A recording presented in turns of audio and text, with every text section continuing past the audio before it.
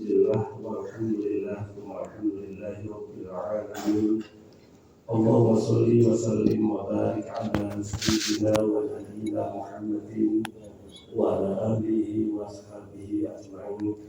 Allahumma sholli wa sallim ala sayyidina Muhammadin. Allahumma sholli wa sallim wa barik ala Rasulullah. Para kiai, para alim, para ulama yang saya hormati, khusus saudara saya, Kepala Kantor Kementerian Agama Kabupaten Banyuwangi, Bapak Haji Muhammad Burhanuddin, SPD, Magister Pendidikan Islam, kandidat doktor, dalam waktu dekat insya Allah akan ujian terbuka. Sebenarnya ya sudah doktor, mondok di kantor. Di Surabaya juga mondok di kantor cukup lama, di Banyuwangi juga beberapa hari sudah mondok lagi. Yang saya hormati saudara saya Kasubag TU Pak Kiai Haji Jali, saudara saya Pak Kiai Haji Mukhlis ya, Pak Kiai Haji Mukhlis, Kepala Seksi Dimas Islam. Insya Allah beliaunya sudah sering ke hotel ya. Yang saya hormati saudara saya Bapak Haji Zainal, Kepala Seksi Pendidikan Madrasah, dan juga saudara saya penyelenggara zakat wakaf Pak Fakhrul Rozi. Bapak-bapak, saudara-saudaraku semuanya, kepala KUA kecamatan se-Kabupaten Banyuwangi, dan juga para penghulu semuanya yang saya cintai dan saya banggakan dan saya hormati. Alhamdulillah pada sore hari ini kita dipertemukan oleh Allah Subhanahu wa Ta'ala di tempat yang sangat baik ini. Mudah-mudahan acara ini mulai tadi sampai selesai nanti mudah-mudahan mendapatkan ridho dan barokah dari Allah Subhanahu wa Ta'ala. Salawat serta salam mudah-mudahan tetap kita haturkan kepada Nabi kita Muhammad sallallahu alaihi wasallam. Bapak dan Ibu, karena ada panitia Ibu ya, Bapak-bapak dan Ibu yang saya hormati dan saya banggakan, saya mohon izin ya. Biasanya saya itu senang berdiri, tapi kok baru saja agak liang ya. Mungkin karena poster itu ya.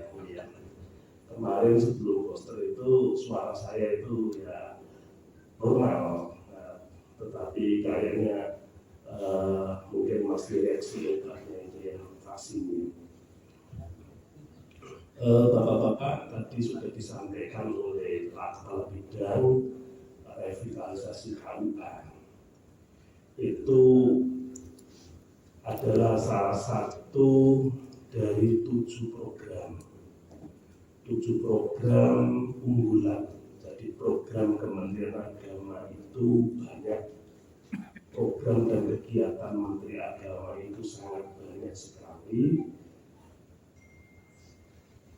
Ada 7 program yang menurut Gus Menteri dianggap paling prioritas. Dan nomor 1 itu menjiwai program-program yang lain. Nomor 1 itu penguatan moderasi beragama. Penguatan moderasi beragama itu tentunya kita semuanya tahu moderasi beragama itu adalah cara bersikap, cara memahami agamanya, cara berkata, cara nge-share berita, cara berkalimat, cara bertulis. Itu semuanya itu sebagai umat beragama harus sesuai dengan agama yang dianutnya. Kalau kita beragama Islam, tentunya apa yang kita lakukan dari perilaku, kalimat, tutur kata, dan lain sebagainya itu harus sesuai dengan syariat Islam atau sesuai dengan ajaran agama Islam. Karena kita beragama Islam. Yang beragama selain Islam, contoh yang beragama Hindu ya sesuai dengan agama Hindu. Yang agama Kristen ya tentunya sesuai dengan ajaran Kristen dan seterusnya. Oleh karena itu, sebagai ASN Kementerian Agama tentunya kita harus memperkuat moderasi beragama. ASN ini termasuk adalah PNS dan non-PNS. PNS dan non-PNS yang diangkat oleh kantor Kementerian Agama Kabupaten Banyuwangi itu termasuk adalah ASN. Bapak dan Ibu yang saya hormati, saudara-saudaraku semua yang saya hormati, saat ini banyak perkembangan berita-berita yang dipelintir oleh beberapa oknum. Beberapa hari yang lalu, belum 1 minggu, saya juga ditelepon dari Jakarta. Untuk segera menindaklanjuti aparatur sipil negara di Kementerian Agama di lingkungan Jawa Timur. Tetapi alhamdulillah tidak di Banyuwangi, ada di kabupaten lain. Saat ini sedang kita proses dan sudah kita BAP. Ternyata ASN tersebut telah bermanuver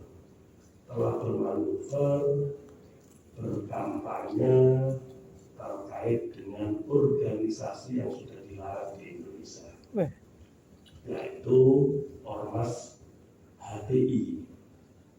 HTI itu sudah dilarang.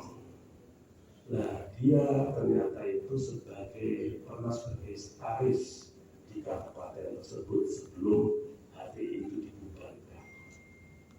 Dan ini dibuktikan dari berbagai video, berbagai gambar dan sebagainya. Dan sudah kita BAP, dan nanti ini hukumannya bisa maksimal adalah hukumannya pemberhentian dengan tidak hormat sebagai pegawai negeri sipil. Oleh karena itu, saat ini juga tadi pagi saya sudah ditelepon oleh staf khusus Menteri Agama RI, dan baru saja saya juga ditelepon oleh staf ahli. Jadi staf khusus dengan staf ahli berbeda. Kalau staf khusus itu sama-sama eselon 1. Staf ahli juga eselon 1, staf khusus juga eselon 1. Staf khusus itu yang biasanya kalau menteri agamanya itu ganti, maka staf khususnya itu akan dieskalasi. Biasanya dan staf khusus zamannya Gus Yakut Khalil Qomas ini ada 5 yang panjenengan harus tahu. 5 ini yang pertama adalah Gus Abdurrahman atau dipanggil Gus Abdul. Yang kedua adalah Gus Alek. Gus Alek itu panggilannya, tapi nama panjangnya itu Arab. Yang ketiga itu adalah Gus Bowo. Yang keempat itu adalah Habib Kanatul Yamin Rasulillah, Habib Nur Zaman. Yang kelima adalah Habib Abdul Qadir. Dari 5 staf ini, staf khusus ini eselon 1. Dan beliaunya itu katakanlah di Banyuwangi ada apa, itu langsung tahu. Kadang kepala kantor itu belum tahu, Jakarta sudah tahu, Jakarta telepon sama saya. Seperti yang kemarin itu yang tadi yang saya sampaikan kepada panjenengan itu, itu di kabupaten tersebut belum tahu, tapi Jakarta sudah tahu. Akhirnya malam jam berapa itu, jam 11 atau jam berapa saya telepon, ditunjukkan bukti-buktinya, ternyata adalah ASN kita. Nah ini berarti ASN kita belum memahami yang namanya moderasi beragama, belum termasuk juga ASN kita ini mengarah pada pelanggaran disiplin PNS dan masih aktif di ormas yang betul-betul ormas itu sudah dibubarkan oleh pemerintah. Maka saya sampaikan ASN kita itu banyak, yang mantan HTI itu banyak. Nah, supaya tidak dicurigai dan supaya betul-betul itu komitmen kebangsaan tinggi, masuk saja kepada Ansor, masuk saja, nanti bisa latihan baris berbaris. Masuk saja kepada pemuda Muhammadiyah, nanti diajari baris berbaris juga. Nah, itu saja. Jadi kalau ada orang-orang kita yang terlibat, ya akan saja masuk ke ormas ya semacam ke Nahdlatul Ulama atau ke Muhammadiyah. Jadi kita itu saat ini tidak boleh abu-abu. Kalau memang kalau kita ini sekarang ini adalah Muhammadiyah, maka kita tampakkan Muhammadiyah kita ini. Karena Muhammadiyah itu juga Islam. Ya, mungkin. Kalau kita itu NU, tampakkan ke-NU kita. Jadi begitu. Jadi itu yang saat ini laku. Yang saat ini insya Allah laku demikian. Tapi sebagai pejabat, sebagai kita ASN, kita itu harus adil dalam memberikan pelayanan kepada masyarakat. Kepala KUK kecamatan dari 25 kecamatan yang ada di Banyuwangi itu katakanlah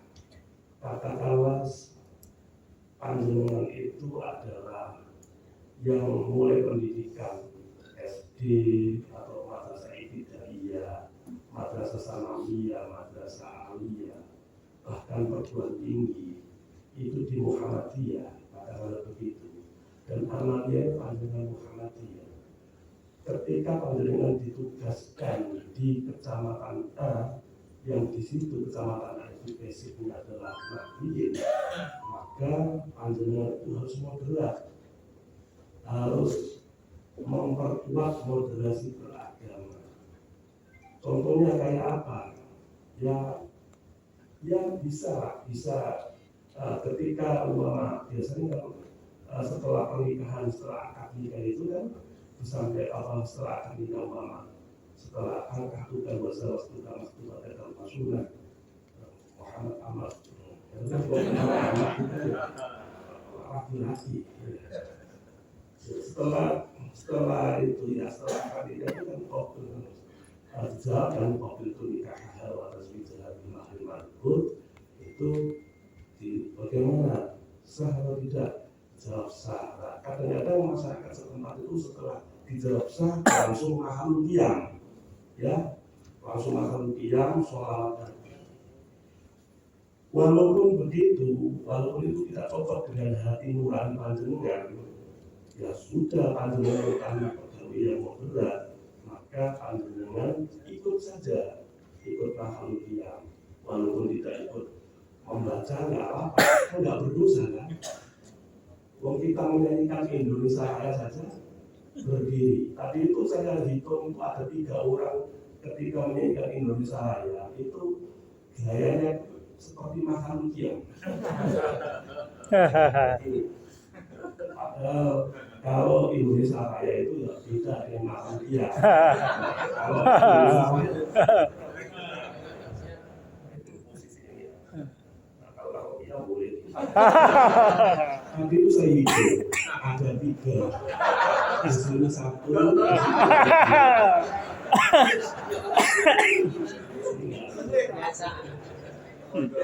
Jadi begitu Bapak-Bapak. NU tenan. Itu salah satu kita menerapkan moderasi beragama. Nah kalau Pak Jali ini kasus KTU mulai pendidikan paling dasar sampai beliau adalah pernah di pendidikan di bawah naungan Nahdien atau LT Ma'arif, amaliyahnya juga demikian. Nah umpama beliau itu diundang oleh Aisyah, maka beliau juga harus menghormati ketika menyanyikan Mas Muhammadiyah, ya berdiri, jangan duduk saja. Seperti banyak orang, wah Pak Jalil itu agama apa Pak Jalil? Begitu. Itulah yang menghormati. Jadi moderasi beragama. Walaupun panjenengan itu tidak suka dengan melakukan ini, ikut saja, walaupun tidak usah, ya ikut ya ikut saja. Kan tidak berdosa kan? Itu namanya kita itu bisa menyesuaikan, moderat. Jadi pegawai itu harus moderat. Nah gitu. Bapak-bapak dan saudara-saudaraku yang saya hormati, kalau Pak Kepala Kantor Pak Haji Muhammad Ahmad Burhanuddin waktu akad nikahnya itu semua pondok pesantren pelosok, mulai dari yang khutbah nikahnya itu sudah pondok pesantren Al-Falah semuanya, ya, pondok pesantren Al-Falah semuanya, karena bapak ibunya dari Nahdien dan juga dari hanya kurang satu, tidak belum mondok. Tapi mondoknya sudah, mondok di kantor. Tuh. Jadi mulai yang mengakatkan semua itu dari pondok pesantren pelosok terdiri. Yai Zainuddin, termasuk beliau adalah santrinya, santri ngaji setiap hari itu di Yai Anwar Iskandar. Yai Anwar Iskandar itu yang besok itu ada khonnya itu adanya ya. Yeah. Dia sudah pas lah beliaunya itu. Beliau santrinya Yai Anwar Iskandar ditakdirkan Gusti Allah di Banyuwangi. Karena Yai Anwar Iskandar itu sudah asal usulnya Banyuwangi. Gitu. Jadi takdir itu memang boleh diikhtiari. Ya Pak Jali ya. Pak Jali sudah asal Pak Jali.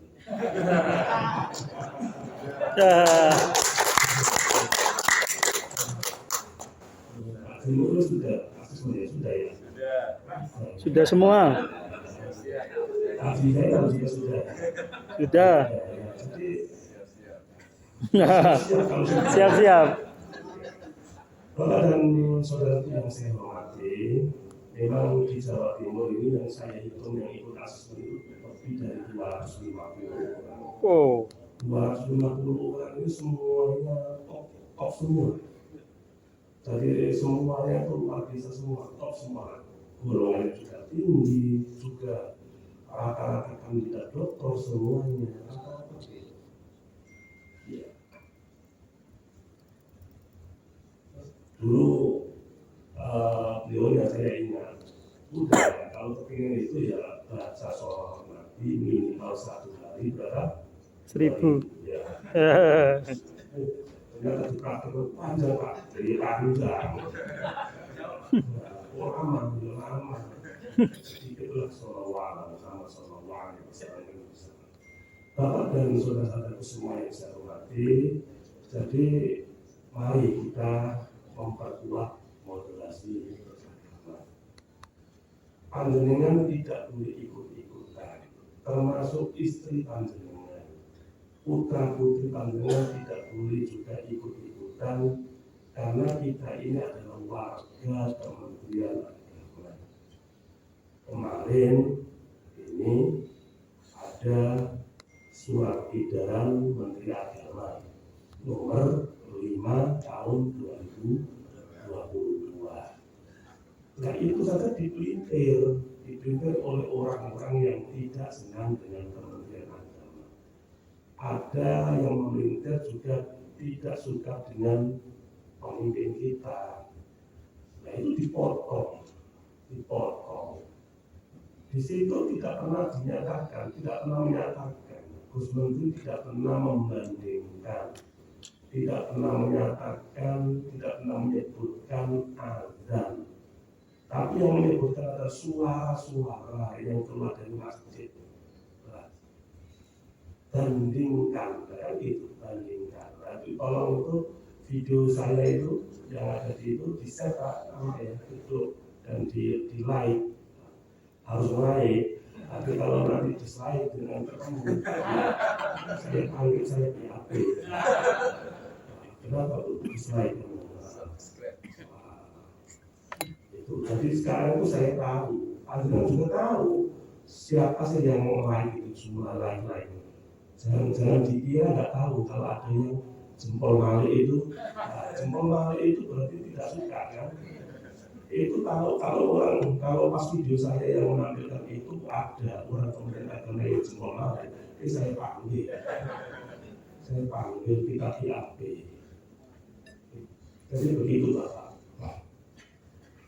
Kemarin saya menerima SK lagi dari Gus Yakut Khalil Komnas. Jadi kebetulan saya yang jadi kepala kali ini berbanjiran SK hukuman disiplin. Padahal kejadiannya sudah tahun-tahun yang lalu. Nah, kebetulan saya menerimanya. Ya sudah, walaupun pahit ya harus kita berikan. Ada yang diberhentikan dengan tidak hormat dari PNS, ada yang diturunkan kepangkatannya dari 4A ke 3D, ada yang juga sama, ada yang dari 3D ke 3C, itu banyak. Ada yang dari eselon 3 menjadi ke eselon 4, ada. Siapa? Nanti tahu sendiri. Ada yang dari eselon 4 ke eselon di bawahnya, ada yang dinonjolkan, banyak sekali. Nah ini karena kita sebagai ASN itu tidak menyadari kita itu ada aturannya, hidup itu ada aturannya. Yang namanya disiplin itu tidak hanya kita masuk KUA jam 07.30, pulangnya jam 16. Tidak hanya itu, perilaku kita nge-share kita dan sebagainya juga disiplin. Jadi jangan sembarangan istri kita atau anak kita atau kita sendiri utamanya nge-share sesuatu yang nggak penting. Belum tentu yang dengan share, keluarga dengan yang share itu belum tentu sumbernya benar. Kalau sumbernya salah, berarti panjenengan itu siapapun orangnya yang share kalau sumbernya itu salah, itu bisa kena pasal menyebarkan berita bohong, bisa kena pasal telah mencemarkan nama baik seseorang, bisa jadi. Nah ini kita harus hati-hati. Kita nggak usah nakut-nakuti, tapi kita harus hati-hati.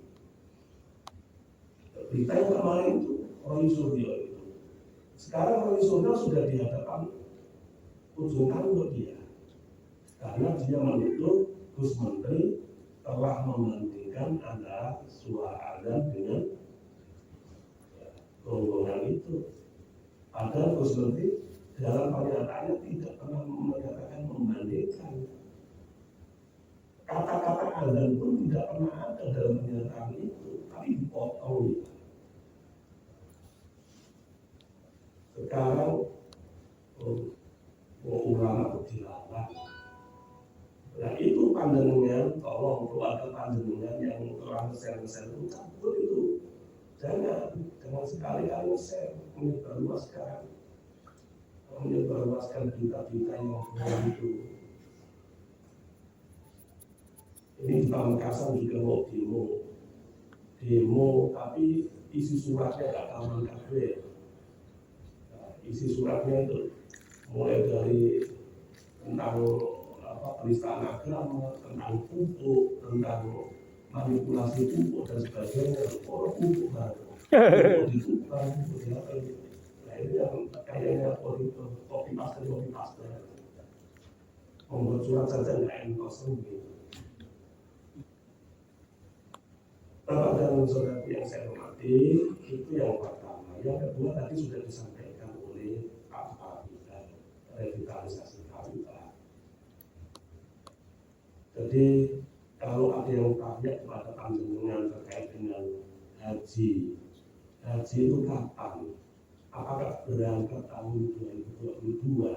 Panjenengan juga bisa menjawab. Menjawabnya, kita menunggu surat resmi dari Menteri Agama. Untuk Jawa Timur yang sudah antri, yang sudah membayar 25 juta rupiah, itu berapa? Ada 1.100.000 jamaah haji. Se-Indonesia ada berapa? Ada 5.100.000 jamaah.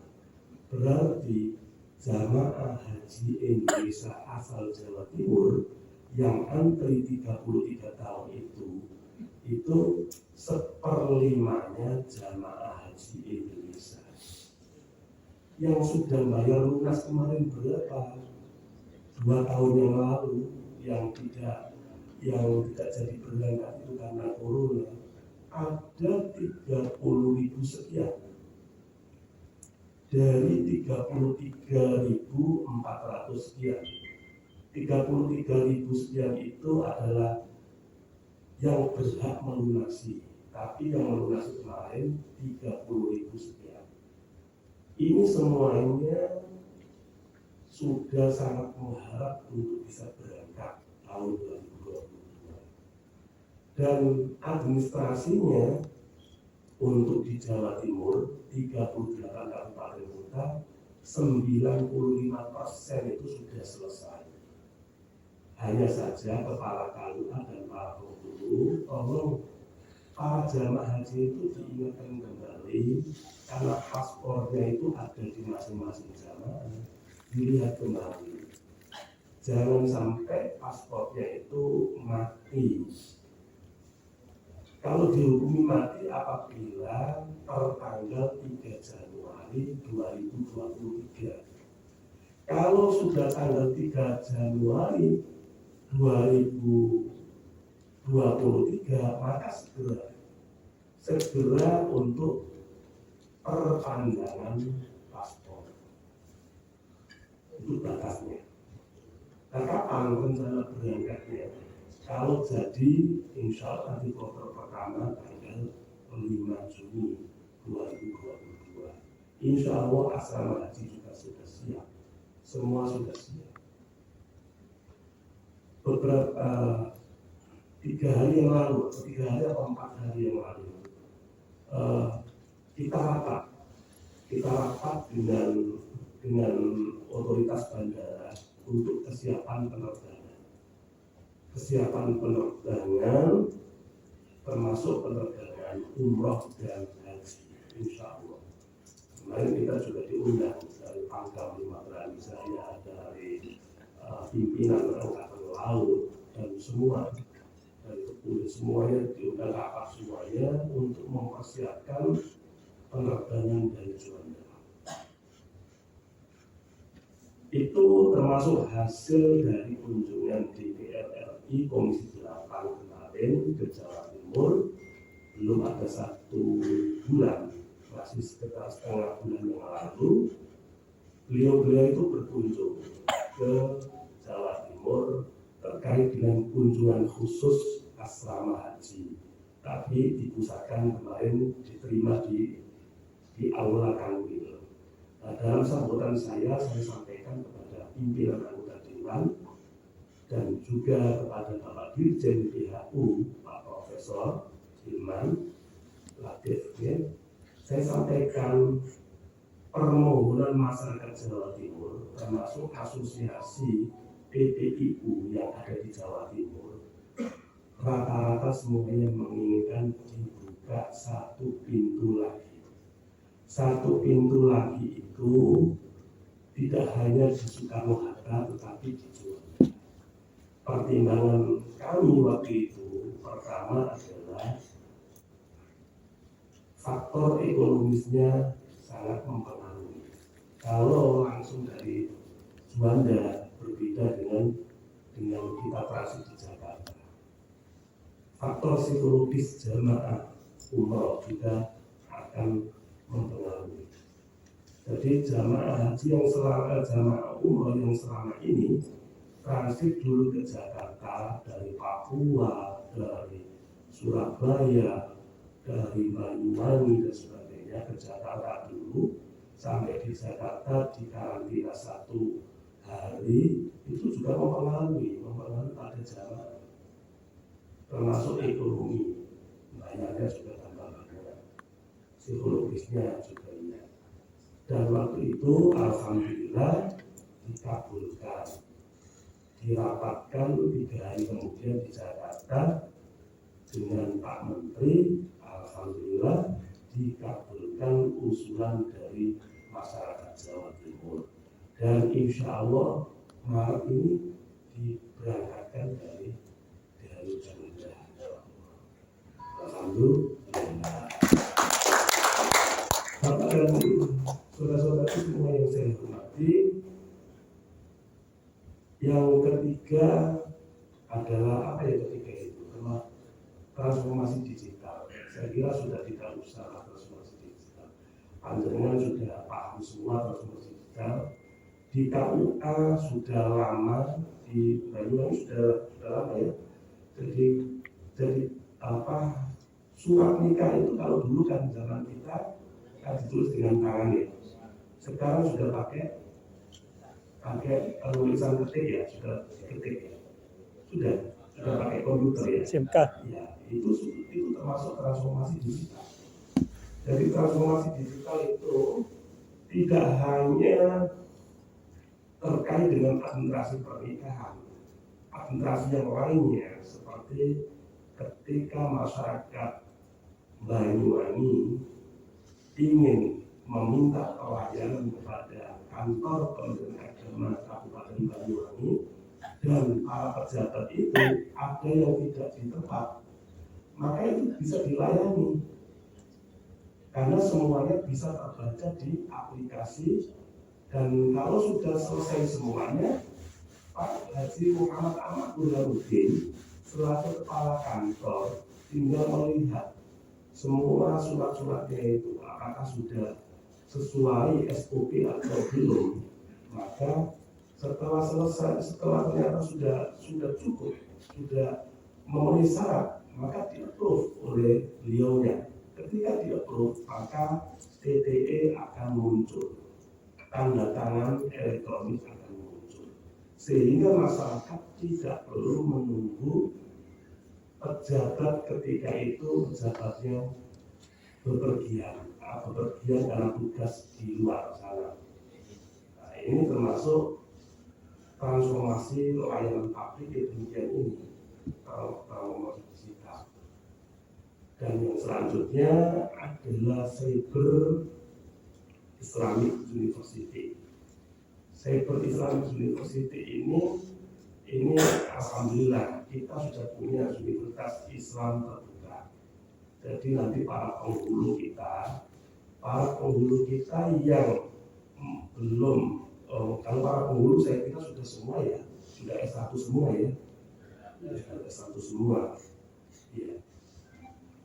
Pegawai KUA kita ternyata ada yang masih belum S1, nanti bisa ikut Cyber Islamic University gratis. Tahun 2021 itu menerima 200 mahasiswa. Tahun 2022 ini menerima 2.000 mahasiswa dan beasiswa gratis semuanya. Tolong panjenengan semua memberikan informasi kepada sesama dan lihat di websitenya Kementerian Agama. Dan berikutnya adalah kemandirian pondok pesantren.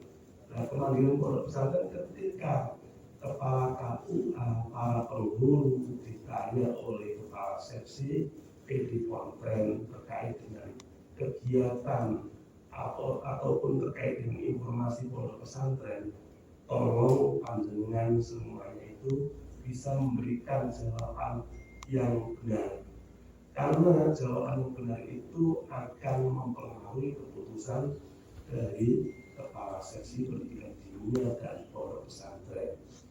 Karena kemandirian pondok pesantren itu tidak hanya bantuan yang diberikan oleh Kementerian Agama, tetapi bantuan-bantuan yang lain dari semua kementerian yang ada dan dari semua lembaga yang ada. Kuncinya hanya satu. Kalau di Banyuwangi ini tanda tangan rekomendasinya dari Pak Ahmad selaku kepala kantor. Kalau sudah ditandatangani oleh Pak Ahmad kepala kantor, maka lembaga tersebut layak mendapatkan bantuan dari Kementerian Pertanian sebesar 5 miliar. Itu hanya satu lembar dan gratis rekomendasi. Begitu juga yang nomor 6, Bapak dan saudara-saudaraku semua yang saya hormati, itu adalah indeks religiosity. Indeks religiosity itu apabila panjenengan selaku penghulu menemukan kejadian di wilayah panjenengan, maka segera lapor pada kepala KUA. Ini Pak Kepala KUA, di desa ini ada orang yang mengaku agama Islam, tapi dia punya pengikutnya yang cukup banyak. Tidak hanya di desa itu, di luar kecamatan juga ada, di luar Kabupaten Banyuwangi juga ada. Yang ngaku agama Islam ini rata-rata juga pengikutnya agama Islam semuanya, tapi semuanya tarikus sholat, tidak mau sholat, semuanya tidak mau mengeluarkan zakat, semuanya tidak mau berpuasa pada bulan Ramadan, tapi tetap ngaku agama Islam. Tapi dia punya ajaran, punya keyakinan dan sebagainya. Nah, maka kepala kantor tersebut berdasarkan hasil laporan dari penghulunya, maka segera kepala KUA segera membuat tim untuk memberikan respon bagaimana pemimpinnya dan para pengikutnya itu bisa kembali kepada ajaran Islam sesungguhnya. Itu indeks religiosity. Kalau zamannya Pak Lukman Hakim sampai sekarang itu masih alhamdulillah masih berlaku, yaitu indeks kerukunan. Itu tahun 2017 sampai sekarang ini masih berlaku indeks kerukunan. Di Banyuwangi berapa indeks kerukunan? Ini sekitar 80-an. Kalau di Banyuwangi nilai 80, maka di atas rata-rata nilai indeks kerukunan yang ada di tingkat nasional. Karena tingkat nasional itu rata-ratanya 72. Maka kalau 80 berarti sudah luar biasa. Ini saya contohkan saja indeks kerukunan. Nah, kalau indeks kerukunan itu tahu tentang angkanya, tapi kalau indeks religiosity kita itu juga tahu angkanya, tahu datanya, tahu peristiwanya, juga bagaimana cara solusinya, cara untuk kita responnya itu bagaimana. Nah, ini kepala KUA tugasnya begitu, para penghulu. Nah, termasuk Pak Kasih Bimas Islam mengetahui ada penghulu kita, mohon maaf, ada penghulu kita ternyata Pak Kasih Bimas Islam itu mendapatkan laporan dari masyarakat Banyuwangi. Kalau penghulu ini Pak, ini kadang-kadang tergesa-gesa melaksanakan tugasnya. Belum tahu walinya sudah dilaksanakan. Nah, maka Kasih Bimas Islam segera memberikan pembinaan. Kadang-kadang kalau kita tergesa-gesa itu sepertinya kayaknya sudah tahu ini tadi, tapi sebenarnya belum. Maka yang seperti itu jangan sampai terjadi karena fatal gitu ya. Ada juga laporan kepada Kasih Bimas Islam, Pak Kasih, ini loh Pak, ini loh penghulu ini, kenapa kok ditugaskan di kecamatan ini? Kecamatan ini itu banyak kiainya, sedangkan penghulu tersebut itu mohon maaf, baca urbanikannya saja kurang tartil, kurang bagus. Nah kadang-kadang begitu tuh masyarakat itu cermat, masyarakat itu kritis. Maka tentunya Kasih Bimas Islam berkewajiban untuk memberikan pembinaan kepada penghulu-penghulu atau kepada kepala KPA yang sekiranya belum memenuhi standar menurut para kiai untuk bacaannya. Bapak dan saudara-saudara yang saya hormati, itu contoh yang begitu itu masuk indeks religiosity. Yang terakhir adalah toleransi. Pak Jokowi, Pak Yakut Khalil Qomas, Gus Yakut Khalil Qomas tahun 2022 maka adalah tahun toleransi. Bapak dan saudara-saudara semua yang saya hormati, tolong Pak Haji Muhammad Ahmad Burhanuddin itu yang tadi yang di WA itu tolong disebarkan ya. Jangan sampai anggota kita itu diberhentikan dengan tidak hormat karena kesalahan nge-share berita bohong. Apalagi nge-share terkait dengan komitmen kebangsaan. Tolong harus diberitahu. Kita itu jaga, kita itu satu keluarga. Jangan sampai keluarga kita itu karena ketidaktahuan keluarga kita, maka beliau itu nge-share sembarang share. Kemarin itu saya ceritakan ketika waktu saya diundang, tapi diundang itu saya lihat panggungan tidak datang semua, hanya perwakilan saja bermasalah itu. Padahal saya banyak menceritakan tentang kepala KUA penghulu. Jadi ketika 5 hari saya dipanggil oleh Gus Menteri, Kepala Kanwil Kementerian Agama seluruh Indonesia, 34 orang, ada yang beragama Islam, Kristen, Katolik, dan Hindu, panggil semuanya. Jadi 34 orang itu agamanya berbeda-beda. Ya, itu begini, selama 5 hari, mulai jam 7.30 sampai jam 12 malam materinya. Tidak ada yang keluar dari ruangan seperti ini. Semuanya taat.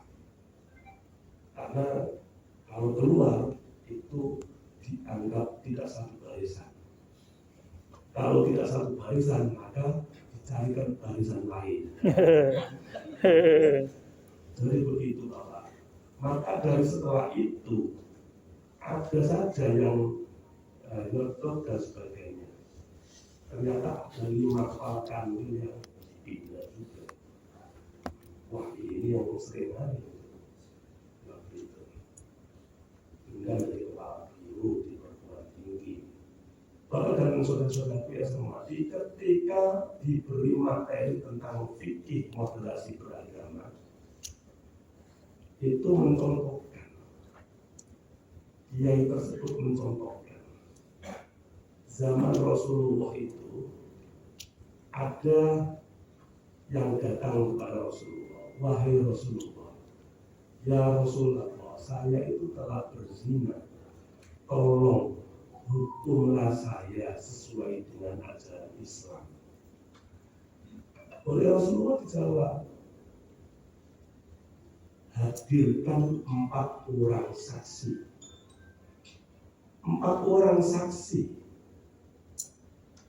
Jadi hadirkan. Kata beliaunya yang mengaku tadi, mohon maaf ya Rasulullah, tidak ada yang tahu. Yang tahu itu hanyalah saya dengan perempuan itu dan Allah Subhanahu wa taala. Diberi waktu oleh Rasulullah. Beberapa hari ternyata sama jawabannya. Beberapa hari lagi sama lagi. Ternyata oleh Rasulullah dijawab demikian, kamu bebas dari hukuman zina di dunia, tetapi sebelum meninggal kalian, kamu wajib bertaubat. Itulah hukum Islam itu, saking hati-hatinya. Oleh karena itu kita jangan coba-coba nge-share berita yang belum tentu berita itu seakan-akan benar, tapi ternyata bohong. Baksul Masail dari Nahdlatul Ulama, yang namanya CCTV itu belum mewakili saksi dalam perzinahan. Itu termasuk yang diputuskan oleh lembaga Tarjih Muhammadiyah. Bukan demikian. Kenapa? Walaupun di CCTV atau walaupun ada 4 orang itu yang saksi, 4 orang saksi itu telah melihatnya 2 orang yang berlainan jenis dan 2 orang tersebut sudah telanjang bulat. Mohon maaf Pak Kiai. Jadi anggap saja begini,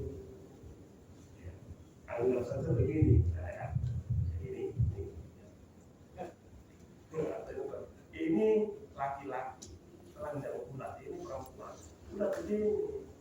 Ini saja harus dibuktikan untuk apakah itu telah berzina atau tidak. Jangan-jangan mengsli. Kalau mengsli itu belum dikatakan zina. Itu hati-hati dalam hukum Islam menentukan itu. Nah, makanya saya sampaikan kepada semua hadirin, panjenengan itu ketika tahu ada seseorang perempuan, mohon maaf, pegawai jenengan yang sering masuk ke ruangan Pak Kasih Dimas Islam. Karena kemarin yang saya jadikan contoh kan Pak Ejali Kasuka. Sekarang gantian Pak Kasih Dimas Islam, Pak Yai Mukhlis. Orangnya cantik, berkali-kali dalam 1 minggu itu 4 kali masuk. Pintunya ditutup. Setat-setatnya jangan menyimpulkan kalau perempuan itu ada hubungan tertentu atau hubungan khusus dengan Pak Kasih. Belum tentu, jangan-jangan dia konsultasi sesuatu yang memang harus dirahasiakan. Ya, itu. Tapi kalau lain diketok-ketok. Jadi begitu Bapak. Intinya kita jangan gampang memberikan tuduhan kepada seseorang melakukan maksiat. Saya kira itu Bapak dan saudara-saudaraku, karena sudah azan. Kalau memang Anda mau bertanya kepada saya, mumpung saya di sini, saya persilahkan. Monggo, mungkin tanya tentang apa KUA. Apakah kepala KUA bisa menjadi kepala kanwil? Bisa. Ya. Penghulu itu kalau pandangan ada nggak yang di sini golongannya 4C? Coba itu dengan bentuk sedang 4C, tidak usah menjadi kepala kantor. Pandangan itu langsung menjadi kepala kanwil apa? itu bisa, daftar itu bisa. Ya, tapi kalau struktural dari Kasubag itu harus ke kepala kantor dulu, kepala seksi, ke kepala kantor dulu. Kepala kantor ini sudah cukup 2 tahun, baru 2 tahun baru boleh daftar. Itu. Nah kalau penghulu, ya, atau Mas Andika itu perangkat Humas, Mas Andika perangkat Humas yang moto tadi, kalau golongnya 4C, kalau ada asesmen eselon 2, boleh ikut. Apakah sebagai kepala biro, apakah sebagai kepala pusat, apakah sebagai kepala kanwil, boleh. Nah, itu orang Jombang itu temannya Pak Yai Ahmad itu kan berkali-kali ikut. Ya Pak Yai Karim itu kepala madrasah Sanawiyah Pak Aliyah. Madrasah Sanawiyah itu 5 kali ikut dan terus-terusan 3 besar. Nah kalau sudah 3 besar itu hak prerogatif Menteri Agama. Ini iyo mau seorang, ini orang mau iyo. Nah Pak Maruf berapa kali? 7 kali. Eselon 3 seperti Pak Yai Ahmad berapa tahun? 12 tahun. Jadi 7 kali. Mungkin begini asesornya sama menterinya, kasih dari Mas Maruf ini. Bolak-balik ikut gak pernah kaput mulai ini kasihan dari pejabat kasihan ya. Jadi panjenengan, karena panjenengan adalah penghulu yang mendapat tambahan tugas sebagai kepala. Kalau panjenengan nanti mudah-mudahan ditakdirkan mencapai golongan 4C, mudah-mudahan ya, itu panjenengan berhak untuk ikut asesmen eselon 2, kepala biro, kepala pusat, kepala kanwil, boleh, direktur, boleh. Apakah mungkin panjenengan itu harus husnudzon pada Gusti Allah? Kalau nggak husnudzon pada Gusti Allah, tidak akan jadi. Pertama modalnya harus percaya diri, terus pasti lulus. Husnudzon, saya punya Gusti Allah. Jadi pejabat sekarang alhamdulillah kepala KUA tidak usah bayar, kepala seksi, kepala subdat PU penyelenggara, kepala kantor tidak ada transaksi apapun sebelum maupun sesudah. Kepala kanwil pun demikian. Saya itu tanggal 8 Oktober dilantik, itu saya itu 5 orang tadi itu yang saya sebutkan pertama, staf khusus itu mewanti-wanti Pak Maron jadi kepala kanwil, tidak ada transaksi apapun sebelum maupun sesudah, alias gratis. Oleh karena itu 38 kabupaten kota Jawa Timur harus disosialisasikan untuk menjadi kepala madrasah negeri, menjadi penyelenggara, Kasubag, kasih, kepala kantor, kepala bidang, pembimbas, jabatan apapun harus gratis, termasuk menjadi petugas haji harus gratis. Jadi kalau nanti ada orang yang mengaku-ngaku, jangan dihiraukan. Bapak dan Ibu, Bapak-bapak dan saudaraku semua yang saya hormati, demikian dari saya, terima kasih, dan saya mohon maaf lahir batin bila mana mulai awal sampai sekarang saya ada salahnya. Terima kasih. Wallahul muwaffiq ila aqwamit. Wassalamualaikum warahmatullahi wabarakatuh.